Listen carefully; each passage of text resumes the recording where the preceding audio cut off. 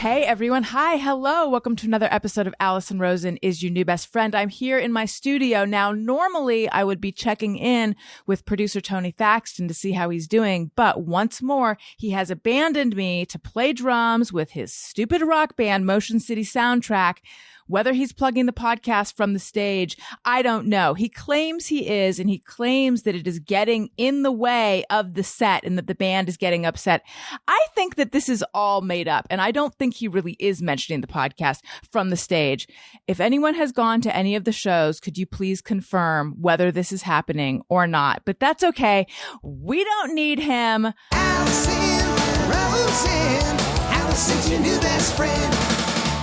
I'm very excited to welcome back to the show someone who I've stayed in communication with a bit online and on email and stuff. And she was like incredibly kind and blurbed my book years ago.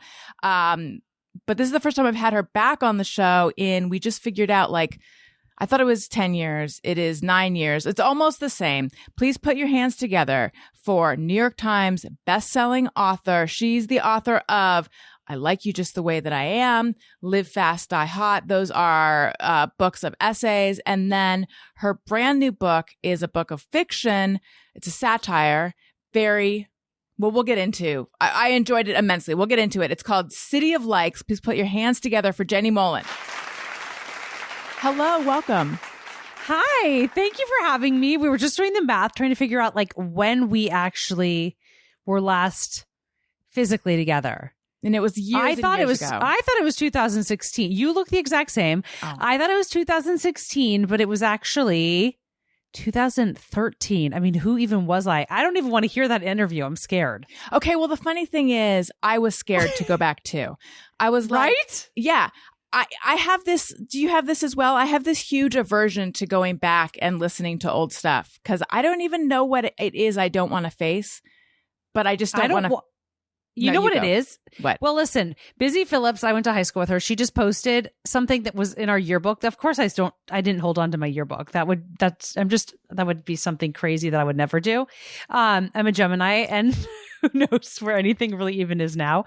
But it was she posted a picture of a quote that I had in the yearbook that was like, never resist, just go forward into the night. Like some ridiculous bullshit. And then at the end, it was like, Jenny MOLLEN, thespian.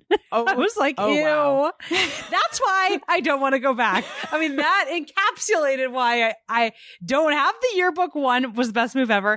Two, never look back. Right. It's like you don't want to be confronted with who you were trying to be.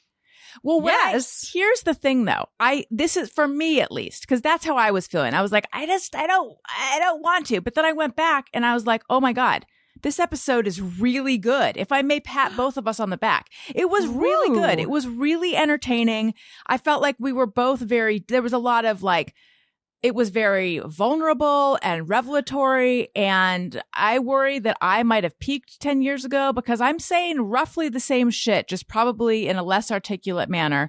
So for me, I feel like 10 years ago, I was even though my life circumstances have changed a lot, I was basically the same person. However, and I've talked about this on other podcasts, someone from my past that I went to grade school with was going through old boxes and they found a letter she found a letter that I sent her when I was like 13 or 14. It was this 4-page letter written in like lavender ballpoint pen. And she's like, I thought you might want to see this. And that was so painful to see who I was trying to pretend to be when I was 13 or 14. That was like your yearbook quote times a million. Yes. It was just crazy. 4 pages of lies. It was just all exaggerated lies about how cool I was. And oh my God. Oh, it brings me pain. But I think 10 years ago, you'd be fine with who you were. Oh, I hope so. Man, I don't know. But having a kid definitely breaks you, doesn't it? It's like it changes you, humbles you. Yes. I feel like I am definitely different than the girl I was in 2013. Right. Well, so we've both had 2 children since then. Yes. 2 boys. Yes. 2 boys. I know. Yeah. So you know. I know. Yeah, mine are 5 and 3 now. How old are yours? I have an 8-year-old and a 4-year-old. Okay. How do you feel about that age difference? Because when I love it. mine are great and perfect. That being said, sometimes I wish I had more space between them because Yes. I for some reason I thought 2 years, oh, that's like a perfect number. That's like a perfect age difference. However, they're kind of not at each other's throats, but they don't get along just as much as they get along right now, at least. Yes, I think it's the ages that you're at though, because my kids also want to kill each other. Okay. When the younger one got to be, I would say like 3 or 4. Yeah, before he wasn't a threat. He was just, well, I mean, Sid always wanted to be, he tells me he's the main character of our family. And when I look at Laszlo, even when he was a baby, Sid would look at me. I was in a cab. I glanced over at the bassinet and Sid goes, "Don't look at him." So I was like, oh my God, like I can't even look at him. But now when he became a person and started like articulating his feelings right around like 3 or 4, that's when it was on between them and they really started to fight. So I don't know that like more space helps that. But the thing it does help is as a mom, you're able to sort of appreciate the age that your younger one is at in a way that I feel like my mom never did. She was having my sister's teeth pulled so that she could have us in braces at the same time. Oh my God. We're 16 months apart. Oh wow. So it's kind of just like having twins. Mhm. I like this gap because I almost like forget what Sid was like at that age, and then I get to have I have the experience again with Laszlo. So that's been fun. Yes, that's another reason I kind of wish I put more space between them is because I feel like they're going to be out of the house in like a snap. It's going to happen God, so isn't fast. it crazy? Yeah, it's That- true. And we're not having any more, but I do almost wish I could have one more just because I feel like on the third go round, that time I really would be able to be present in a way that I wasn't. And I don't know if that's true. Yes. But- yes. So I feel like being present, the pull of social media, because I have a real phone addiction, all of that stuff is something I think about it a lot as a mom, how to be present with my kids, how toxic is social media. And I know that that's something you think about a lot. And I know that factored into the book. Can you talk a bit about like where you have landed with all that? Because all of a sudden I realized, wait a minute, you're not really on Twitter the way you used to be. No. Oh, yeah. I kind of stopped tweeting when Donald Trump became president. That was the end for me. I was like, this is no longer the platform that it used to be. I cannot be funny here anymore. It felt dangerous, to be honest. I was like, it's like dangerous to put things out there. And I didn't feel that way before. It used to be fun. And also, I mean, I guess I didn't have kids and I had nothing to lose, so I could say whatever I wanted. But the world changed. And so I really stopped tweeting. And Instagram at that same time became like a real revenue stream for me. And it sort of launched me into this whole different kind of, on this other trajectory, which was influencing and being a voice of like, mommyhood somehow, or, whatever, messy mommyhood. And so I went kind of down that path. And, yeah, and I lived to tell.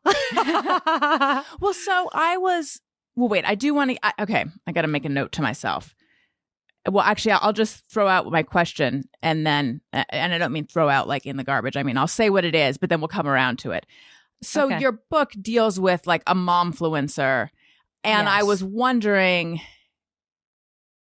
who is that supposed to be? Is that you? But like, that's not really you. So that's kind of my question is, are there parts of you and a lot of different characters who inspired the different characters, et cetera? So put a pin in that one, because let's go back to Okay. Twitter for a second. When you Okay. say that it felt dangerous, do you mean like dangerous to you personally and your family, or do you mean dangerous to your career? Both. I think it was scary to be funny. It felt like, I watched friends of mine. I mean, people that too, that were part of that crew that you were on Twitter at the same time as me. And we kind of like there was a community of us, and I watched people in that community get torn down, lose deals at major studios, all because of like stupid fucking tweets they made. It was absolutely ridiculous. Mhm. But so there was that. And then there was this, it was the cancel culture, the beginning of cancel culture. But then it was also the fact that like I was scared to speak. I felt like I was living in like a police state and I couldn't speak out against the government without getting like death threats and like hate. And it just did not feel as a mom with like a young baby, who lives in a city where I walk everywhere and I'm, confronted by people day and night. I did not feel it was safe to be tweeting at that time. Yeah. I'm still on Twitter, although the engagement I feel like has really gone down. And I'm like, because Twitter is still the platform where I have the most followers, but the least engagement. So I don't know what's going on there. Interesting. Yeah, it's strange. It makes me wonder, like, is shadow banning a thing? And has that happened? I think I hear that. No, it's probably people like me who follow you who just never go on. Maybe. So you think they're not answering, but really it's just like, they're probably just like, they have the app, of course, still, but they're just not on there. I think because I hear it from a lot of people. And plus, it's like what happened with Facebook. I think, too, there's just like so many, it's happening so fast that it's like, no one is really consuming their whole feed. Well, it's kind of the point you're making too. But anyway, with Twitter, oftentimes I think like best case scenario, a lot of people retweet your tweet and like your tweet. Worst case scenario, you lose your job. Like what? Yes. What is the point of this? Job. Yeah, exactly.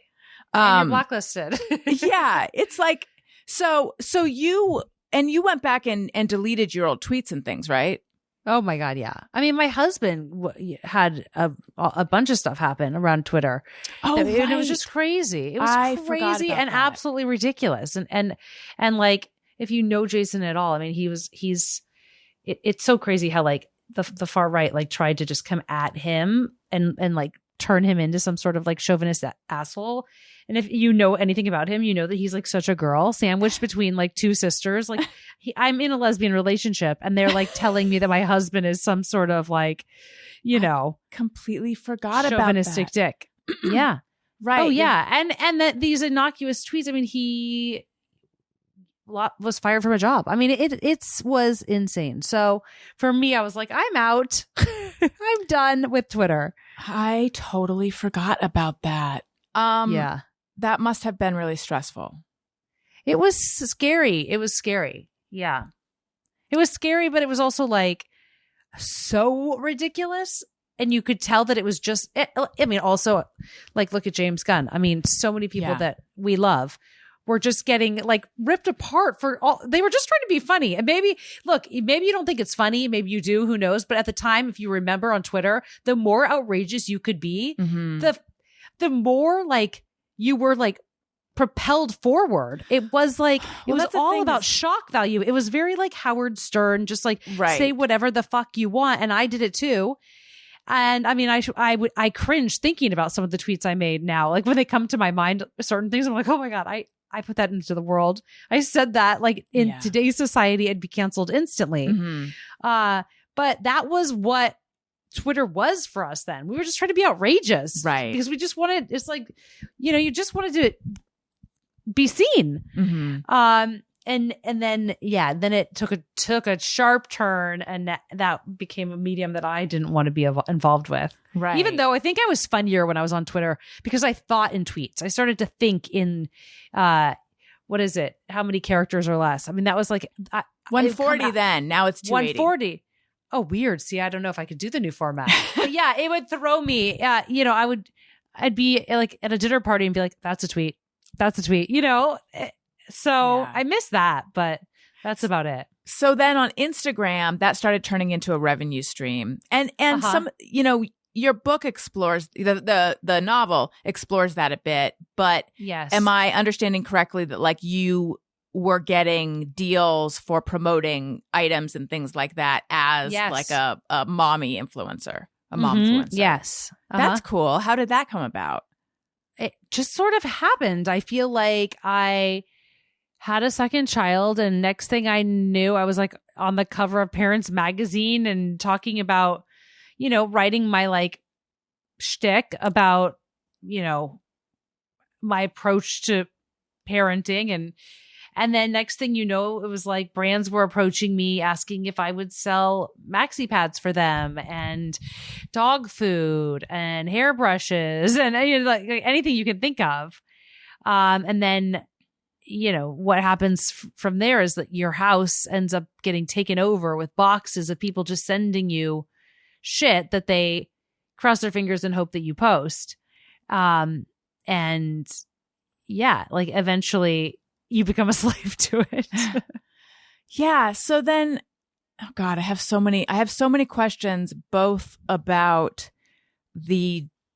what I'm going to do something that's not very professional journalisty, or interviewery, but just because I know we kind of have limited time, I'm just going to throw out like the things that I'm curious about, and you can pick up whatever direction you want to go. These are the things that I'm curious about. I'm curious about how the book got made and what made you want to do fiction and what that was like. I'm curious about how you feel about external validation, because I know that that's something that's in the book, and I myself have wondered, like, what is a healthy relationship with external validation? Like, what really is the role that is supposed to play? And then also, like I said, I'm wondering the actual story and the characters in the book. Where do you fit in with that? How much is that based on, things in your life, stuff like that? Okay. Well, I wanted to write the book because I knew I was going to do a third book, and I thought at first, I'm going to write a memoir, a mommy memoir. And to be honest, I was writing for Parents Magazine monthly at the time, and I was bored with the mommy stuff. I was like, you know what? This just doesn't feel right to me right now. And I also had to be careful because my eldest had become more of a person, and I didn't want to just like exploit his childhood for comedy, even though I have anyway. I don't show his face, and like there are lines that like I won't cross, but yeah, like I mean, I am a writer, and I'm not fully like a Nora Ephron everything is copy believer, but yeah, I definitely am guilty of that. But I didn't want to write a memoir at that time. And a friend of mine said, why don't you write about what's actually going on with you? Which was like, I came to New York in a different position than I came to LA. In LA, it was like I was a theater major at UCLA, just like hustling to like get a guest star. I thought the biggest thing in the world would be to be on a billboard and be able to tell people I was in a pilot. And then I moved to New York, and I was just in a different place in life and in my career. And I came to New York with this following of female viewers between the ages of 18 to 35 with a little bit of buying power. And for that reason, doors opened for me. And I was invited to these like underground mommy supper clubs and like weddings for dogs and, fashion week, high profile, sushi galas. I mean, it just was a different world entirely. And, there aren't like as many celebrities in New York. That's the funny thing. So in LA, like nobody gave a shit. There were a billion other people to invite before me. But in New York, they're like, oh, Jason Biggs and his wife, they're kind of interesting. Like we were like, we're not the richest people in the room by a landslide, but we were like the court jesters. And like, so like they would have us. And I started like meeting all these people, and they were all these interesting women who a lot of them are just like super fucking wealthy. But they can't be ladies who lunch. They need to be ladies who launch, because that's like the new thing. Like you have to be a girl boss and a CEO of your own company, and, have a brick and mortar clothing store somewhere that like sells like, dresses that look like they're for, 13-year-old girls at like a beach bonfire. But like that is kind of whatever the vibe was. And these people embraced me. So I was seeing behind the curtain. And what I couldn't help but notice was that there was such a disparity between motherhood as it was being portrayed online and motherhood as I was seeing these women actually live it. And I would go home at night, and I was just haunted by this question, which was, if we're so busy curating motherhood online for other people, how present are you in your fucking life for your own kids? Yeah. Like when your kids are sitting at a table and you have a phone in your hand, I guarantee you one day they're going to say, who was in that fucking phone that was more important than the person sitting in front of you? And I'm so guilty of it. Like, I'm writing this book because these are the things that I need to hear. Mm-hmm. I needed the smack in the face. Because there were moments chills. where I literally have like my hair is standing up on end right now, and I'm not saying that to be melodramatic. Like that's actually happening just because it's because this is something I worry about. Yes, it resonates, right? And I think that women like us, especially like millennial moms, children of baby boomer narcissist parents who crave validation and need like to finally be acknowledged. Like we are like the perfect victim for this like Pavlovic fucking thing. Totally. That we're like, let's just refresh. And I'm answering people who I don't even fucking know, saying like, oh, where did I get my shoes? Why do I feel the need to write them back? Yes. Why do I feel the need to like stop making dinner to like give that answer? To sort something out with people that you don't even know. Don't even care. Don't even know. Right. And and I got really sucked in, and it became really truly like the other woman in my marriage and like the cigarette that I was hiding from my kids. And so that was why, you know, whether or not people didn't want this book from me. I couldn't sell it to save my life, but I had to write this book and I needed it to be in the world because I think it's a message that like I needed to hear. Mm-hmm. And so I believed so strongly that, and I still do, that other women need to hear it too. You couldn't save it to sell your life at all. Oh my God. No, I was probably passed by like 6 of the major publishing houses before the first time around. I pulled the submission off the market. I was like, it's clearly not good enough. It's not there yet. So I took another year. I rewrote it. And part of me wonders now, like, was it not good enough? Or like, I don't think I've improved that much. I'm the same writer I always was. I mean, this book sounds just like my first books. Or were people not ready to see it as a problem? Were people not ready to look at themselves and go, oh, fuck, this really is an issue. Right. We were still 4 years ago, you were still being lauded and like propped up for oversharing. I mean, that was still like cool. Like the more oversharing, the more you could give, the bigger breakdown you could have online, the like bigger your film and TV deals became. So I don't know, but for whatever reason, it didn't sell. So I rewrote it. And then I tried to sell it again. I took it out right at the end of the pandemic, right around the time the Capitol was being stormed. And then the feedback again passed on by like 12 houses flat out. What was the feedback? The feedback was, I don't know if in a post-COVID world, a story about privileged women, white women in lower Manhattan doesn't read as tone deaf. And I thought to myself, like, you're so fucking wrong. But look at like Real Housewives. This is like real. Like this needed to be called fiction because it's my most honest book. And because if I wrote this as a memoir, I would have been driven out of New York City. So this is what it is. And like, then it became for me almost like I needed to have that Pretty Woman moment of like walking back into the store on Rodeo Drive and being like, big mistake, huge. And so now I'm getting to live it right now as I do press for this book because I'm like, all of you guys can fucking suck it. I have this book now, like I've really sold my soul. I'm doing every single thing I can do to just like make sure it's in their faces everywhere they turn. But I know it's good. Like that's the best part. If it wasn't good, you know, what would it matter? But the book is like finally what it was supposed to always be, and I'm so proud of it. So finally, so someone at some point bought it. So what happened was I ended up I changed agents twice during this. I mean, like it was really brutal. And finally somebody said to me, there's this guy, Brian Folkweiss, and he has a book imprint. But all he's ever done is publish a book about toys. But that did really well. And he ended up getting a Netflix deal, blah, blah, blah, whatever. Anyway, Ingram has given him a book imprint. And would you want to take a meeting with him? And I was like, I know Brian. He produced the movie I met Jason on. I mean, I've known him for years. So yeah, let me talk to him. And I sat down with him and he was just like listen, a comedy guy, right? He's a comedy guy. Yeah. Exactly. exactly. And he's like, listen, like, I don't know, maybe the book is for me, maybe it isn't, but I believe in you and I'll do whatever you want to do. Like, if you want to do it, like, let's go on the ride. And so we did it. And what was so genius was that because I didn't go through a regular publisher, I didn't have to wait until it was like a bound manuscript to take it out and shop it to studios. So then I was able to kind of like get a bidding war going because I sent it to Sony and, you know, there was sent some other places and ended up selling it as a, you know, getting a deal. That's so awesome. That was so random as well.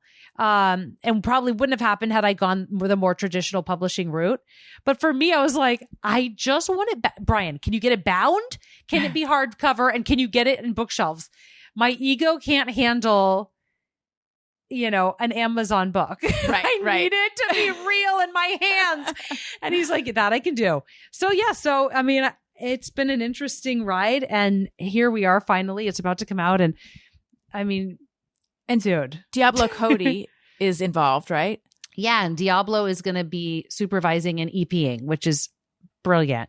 That's so cool. That's Yeah. great. Congratulations. Yes, and thank to all you. the people who passed on it because blah, blah, blah. Fuck you. Yes, exactly. No, Yeah. it's so like Jaws. This time it's personal. Like, this is Yeah. fully Jaws revenge. What was the actual experience of writing fiction like? Although what I'm hearing you say is that it's not really fiction. I mean, it it's is- fiction in the sense that this is all, it's based on my real life. It's all my like own personal truth. But the story is so contrived. I mean, it's not a real, those two people aren't real. Daphne is a composite of many women. The female relationship, the relationship is based on relationships that I've had with women, but you know, in a different way. But I do attract narcissists and I do fall like under their spell and end up serving them. So that's all real. Do you this is a personal question that you don't have to answer. But the main character, what do you identify as straight? Yes. Okay. Yeah. I ask because there's you know, it's come to my attention recently that I'm not sure that I'm using these terms correctly anymore. I was going to say there's a queer relationship in the book, but I Yes. don't know that is that No, the right I feel like it descriptor? is queer, and I'm always like, it's very gay. And by the way, like I wanted, they in so many drafts they did have sex, like they did, and I didn't want to take it out, and I really struggled with that. And I say like that I'm straight because I'm, you know, married to a man and in a straight relationship, but like there are definitely. I have had relationships with women, and if I were in a relationship with a woman right now, I probably wouldn't be like, I'm straight, guys. But like, I think, you know, I mean, I am living this life. So in the life that I'm in, but no, I've definitely had, relationships with women. And it was important for me to almost like not say if she was gay or straight, like, and not even bring that up because it almost doesn't even matter. I think that we all have like, it's all such a gray area these days. It's not really like, are you gay? Are you straight? I was raised straight. I don't know. Like if I were raised now, like would I have probably dated more girls in my high school than guys? Maybe, you know, See? but it's just how we were raised, us, like, you know, how we grew up. I know that's what's occurring to me. Maybe my question is an indication of how much of a dinosaur I am, and I need to get that thinking out of here. Because now we don't have to define it. I don't think so anymore. I don't think so. Yeah. Yeah. I feel like I should just have Tony cut that out because I'm a young hip person who doesn't need to apply labels to things. It doesn't matter. Okay. So the external validation of it all. Because I really did like a while ago, part of this pandemic for me has been realizing how much external validation I crave and need. And it really has been about this was like, I feel like this was like my journey like a year ago. Yes. But it involved my phone so much because I woke up And I was scrolling, and then all of a sudden I was in a terrible mood, and I didn't know why I was in a terrible mood. And I was like, I've barely been awake today. Why am I already in a bad mood? And then I remembered, Yes. it's because I looked at What Instagram. I saw. Yeah. And then I realized, all these rapid assumptions I had made based on a picture I saw about my worth in the world and as just like insanity. And then I was just like, oh my God, this is, and then I sort of crazy. Yeah. But I like thought myself out of it, which felt like a huge victory for me to be able to realize like none of that is true. But then I was like, if I led another life, I want to make a documentary or write an essay or something about what is a healthy relationship with external validation. Is there even one? What do you think? I mean, I don't know, because I definitely don't have it. I mean, I am so in awe of my husband, who came with me to the View yesterday. And he's like, you're going to do great. And maybe it's because he's famous. I don't know. Or like he's like not threatened by me at all. But I was like, Jason, like, you're so supportive of me. And like, I don't know if you had a book coming out right now and you were like going on all these talk shows and I don't think I would be like able to be so, you're great, baby. And like and not have it be a reflection of like my own inadequacy somehow. Like it would be fucking hard. That's why like when I first met him, I was like, I can't date him. Like he's going to make me feel bad about myself.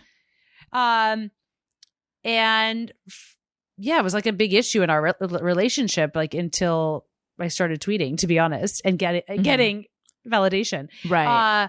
But no, I don't know what a healthy relationship looks like, because there was such a I don't know. I think there's just such a dearth of, whatever the childhood shit is. I mean, like recognition, attention. There's a hole there that I can't fill. Yes. I'm sure it's why I became an actor. So I don't know. I'm still trying to learn that as well.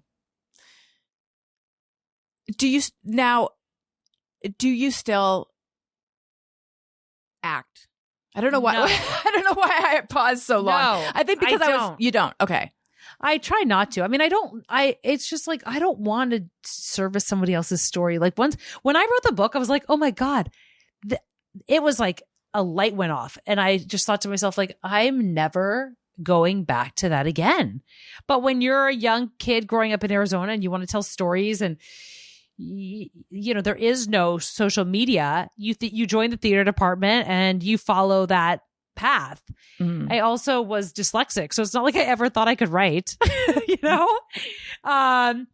So yeah, no, but I don't know. For me, no, I get such anxiety when I'm stuck on a set and I have to do it. And I'm like, oh no, when can I go home? What do you mean I'm not up until like the end of the day? And then I get starvation anxiety in the trailer. I'm like, every snack sucks here. It's just like, I hate it. I don't love doing it. I end up getting pulled back in for things, I would say. And sometimes it's fun. And other times I'm just like, are we done yet? Didn't you get it? Wasn't that take it good enough? Let's move on. Right. Okay. So not the lifestyle for you. For me, no. Yeah. So what are your social media habits? Because I want to learn from you as someone with 2 young kids and just a out of control phone addiction. Yeah. Like for me, really, I think about it. It's like, I am guilty of like getting sucked into that deep dive scroll when I really just don't have anything else to sort of focus on. But I'm such a workaholic. So I think that oftentimes for me, what it becomes about is like answering the requests and posting something new and, trying to like move the needle with my like bare hands, like trying desperately to sort of accomplish something, which also is an illusion because like, as we know, like look at what happened to the Vine stars. It's like here today, gone tomorrow. Like, what am I investing in? I don't know. But yeah, so I would like always in the beginning sort of justify it as I'm just working. I'm a workaholic. Yeah. Of course, this is my work now. I make money doing this. I have to do it. And now especially like right now when I'm trying to sell a book. I mean, I'm on my phone 24/7 all day long. Thank God my kids are at school and don't have to see it. But when the kids are around, I really try my hardest. And I'm not saying that I am perfect at this. I fuck up all the time, to not engage with it. I really try my hardest. I mean, all bets were off during the pandemic. It was like they discovered who we really were. And that was a bummer. And now I'm just trying to like recoup from that time. Mm-hmm. Yeah. And also, you moved to New York and stayed there. And I'm so jealous because I wish I lived in New York, even though my life is very moved much to in LA. LA, right? From New York. Well, I'm from LA originally, and then I lived in New York for another thing that I round up to 10, but really it was more like 9 years. And then I came back. But I always someday I hope to get back to New York because I really miss it. That's what you always said to me. I remember that you wanted to be back here. Yeah. Mm-hmm. My husband, who's from Arizona, actually, he doesn't want to live in New York. I think maybe I said this back then, he and I were not married then, but we're already living together. I think he feels like if the situation was right, if circumstances were right, and by that he just means like if we had like a shitload of money and could live the way you want to live in New York, then maybe, but otherwise he's not really like inclined. And I actually don't know how that would even go, raising kids in New York. That's sort of daunting. I think my fantasy of New York is the life I had, and my life is totally different now. But yeah, I do miss it. Right. I know. I think about, I mean, it definitely, like, I think about LA and I'm like, oh my God, like, how would I raise kids there now? I don't even know. The convenience here is amazing. I mean, everything, I live in a small village. I never have to get in a car. They go, maybe I'm like walking a few miles to their school or what have you, but I don't have to deal with like the stuff my sister does with the carpools and like the freeways and all that shit. So I love it for that. But let me tell you, I would fucking kill for a backyard. Yeah. Like that sounds amazing. Think about two boys in a city where every weekend you're like, oh, I gotta take them outside. Like these are wild animals. We gotta run them. So that is annoying. What do you do? Where do you go? Anywhere. I'm like the park, the mall. I don't even know. I run out of places to go. Sometimes I'm just like, let's just wander. Let's just like walk around our block a bunch of times and maybe you'll get tired. Right. Do you own car seats? I do. Yeah. Yes. And I have a car. I have a car now. I didn't used to. Mm-hmm. Right. So tell me about Dictator Lunches. So Dictator Lunches started because I was bored at night in my kitchen, just fucking around. And I wanted to micromanage, I guess, the food that my kids were eating or my son was eating at the time. I was like, I want to make him something really healthy and great. But it was me like sublimating my own guilt as a working mom. I wasn't the one picking him up after school. I wasn't the one taking him to school. Because I'm a workaholic, I'm always fucking working. And so this was my way of showing up for him. I think that we're in a weird predicament, women of our generation, because while most of us want to do things and be working women and rule the world and break all the glass ceilings, we're also children of moms who worked. So we were also latchkey kids. So we have this our guilt is compounded. You're a mom and you're always guilty anyway, but you're doubly guilty because you have the injuries of a kid whose mom worked. So like you're kind of fucked. And that's why I started making the lunches. I'm like, I'm going to send him to school with a movable feast. I want it to be everything that I didn't have. And yeah, I mean, I'm just like a big believer in health and nutrition. And I don't think that America places enough value on nutrition in general. I mean, children who are on school funded lunches are getting $1.40 per meal per day. And that is like disgusting and like shameful, but there's no lobbyists in DC that are lobbying on behalf of kids besides lunch ladies. And they're up against these big, chocolate milk lobbyists who are being paid by crazy dairy farm companies. And I mean, it's just a mess. But socioeconomics aside, I also think that the privileged moms I know, the women who are walking out of these $15 million townhouses are also like taking the path of least resistance because they don't want to have that fight. They're like, I have too much other shit to worry about. I don't want to have my kid have a fucking meltdown. So take the fucking Lunchable and go to school. Yeah. And while I get that, while it would be so easy for me to just be like, here's the whatever, I can't bring myself to do it because I think that like nutrition, it's like, why am I spending all this money to like enrich your mind, for you to play piano, for you to speak German, for you to go like do all these great things in the world? And yet like, I'm just going to feed you garbage. It makes no sense. Like I truly don't get it. And I also think that like the more we dumb down food for kids, the more dumb food they're going to eat. They're not like dogs that we're just going to like throw pellets at them and be like, when you're older, you'll get a salad. When you're older, you'll have the Niswa. But right now, here's like another nugget. It's like weird. There's no other country in the world does that. Yeah. So you started designing these really visually interesting and nutritious meals on an Instagram account with very creative captions. And now it's going to be a book coming out in September, right? Yeah, so it comes out in September. It's called Dictator Lunches, and it was so fun to do because it was so collaborative. I mean, I am such a micromanager with like my novel. The editor will try to like move a word and I'm like, what did you do here? Something's different. Something's different. And like with the cookbook, I'm like, guys, can you help me? Like, can somebody teach me how to like write a recipe? I don't even know. Here's what I threw in it. Tell me how many tisps I need, you know? So it's a fully different beast. And there were so many literal cooks in my kitchen to do it. But it's a fun book, and it is just so light and easy and such a departure from, you know, the weight of this novel that I need to get like out into the world. But yeah, so that's going to be a fun one. And the pictures are so gorgeous. That's so cool. Well, we're lunchbox twins. I have the same lunchbox. That thing is very heavy.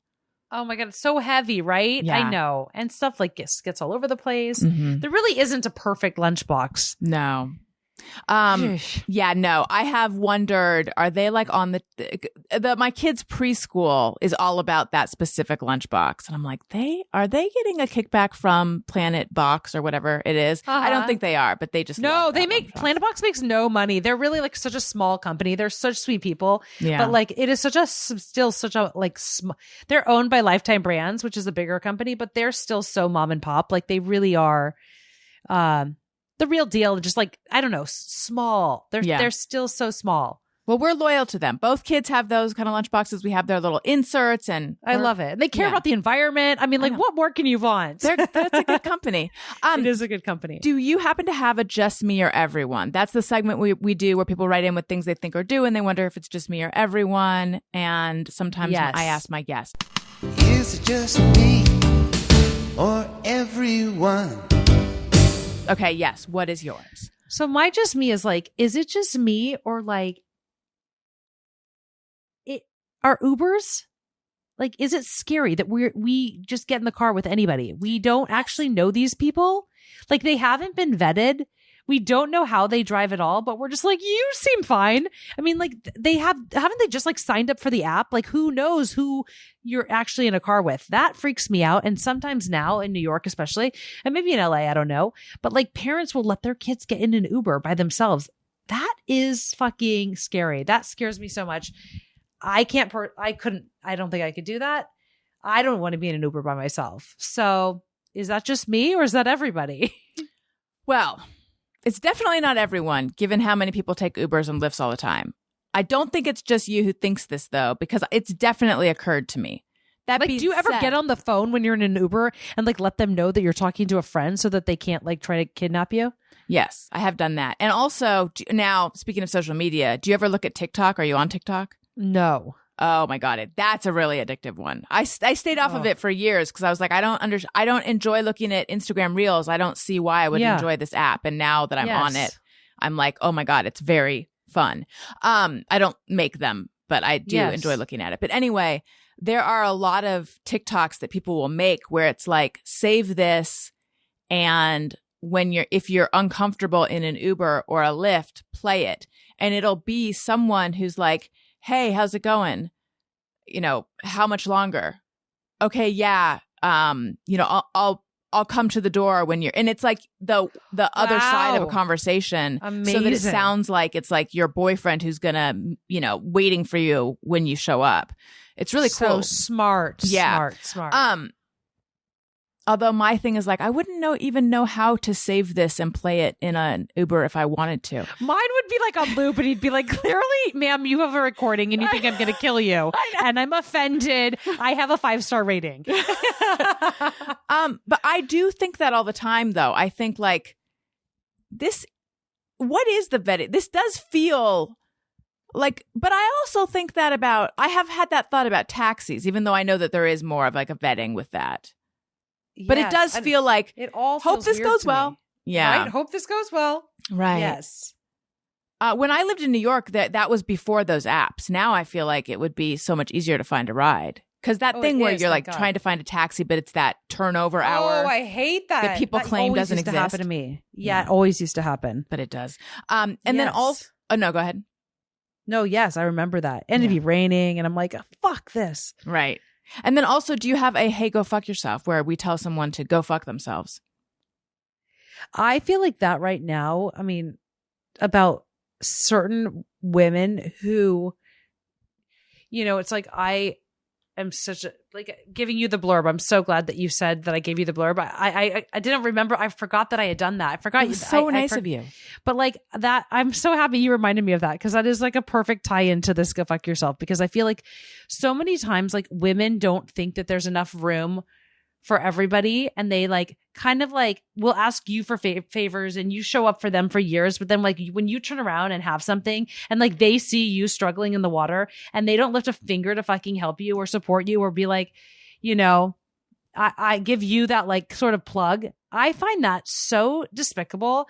And of course, and as you know, because you've had a book come out, you see who your true friends are. You get to see like who shows up for you and who doesn't. And it's very enlightening. But hey, go fuck yourself to the people that don't, because like they're dead to me now. And also, hey, thank you so much for having me on your podcast, because you know that this makes all the difference in the world. So thank you for having me back. Oh, you are so welcome. So, hey, women who don't show up for other women. Hey, go fuck yourself. Wonderful. Jenny, it was so nice So having you good back to talk to you on the show. Tell everyone where they can get your book, where they can find you, plug all your stuff. Okay, so I have a podcast called Third Wheel with Jenny MOLLEN on Podcast One, where I pry into the lives of couples. And then the book comes out on Tuesday, City of Likes. Hopefully you can find it everywhere. My Instagram handle is just Jenny MOLLEN, JENNYMOLLEN, and Dictator Lunches is how it sounds, Dictator Lunches. And my kids are the dictators. I'm just living in their autocratic world. Perfect. And if you like what you're hearing, or even if you don't, please make sure you're subscribed. Leave us a nice comment wherever you listen, Apple Podcasts or what have you. Follow me on social media at Alison Rosen on Twitter and Instagram. Listen to my other podcast, Childish. That's my parenting-ish podcast with Greg Fitzsimmons, and Upworthy Weekly. That is my lighthearted news podcast. Comes out on Saturdays. I am on Patreon, patreon.com/Alison Rosen. Rewards, etc. is a level where you can text me and I'll text you back. If you sign up for a year, you get 2 months free, or you could do it month by month. And what am I forgetting? I don't know. AlisonRosen.com for everything else. Thank you again, Jenny. It was so nice catching up with you. Listeners, thank you for listening. I love you. You matter. Goodbye.